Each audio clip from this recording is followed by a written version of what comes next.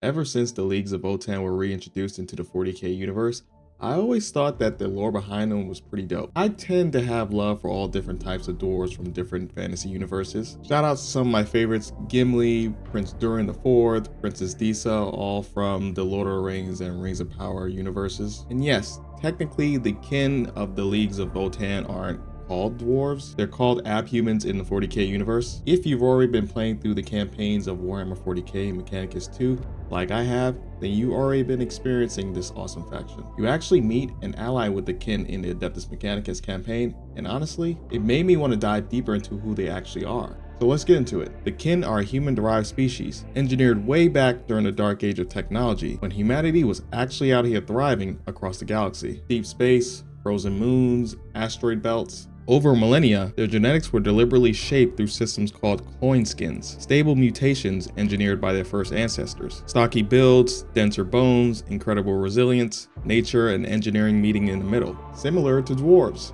Now here's where it gets really interesting. The name Leagues of Votann doesn't come from a person or a place. It actually comes from the Votann themselves, which are ancient supercomputers, living ancestor AIs that the kin treat almost like gods, or more accurately, like a collective ancestral memory. Structure works like this. Kin belong to kindreds, so think clans or nation states. Kindreds live in holds. Multiple kindreds swear allegiance to a league, and then at the heart of every league sits a Votann. The kin consult their Votann for knowledge, strategy, history that goes back thousands of years. When a kin dies, their cerebral data gets uploaded directly into the Votann. They literally become part of the ancestor record. They call it returning to the ancestors. It's basically a hard drive full of dead warriors giving you tactical advice. And alongside the biological kin live the Iron Kin, fully sentient robotic beings. Not servitors, not lobotomized cyborgs, actual artificial intelligences with rights, opinions, and full social standing in kin society.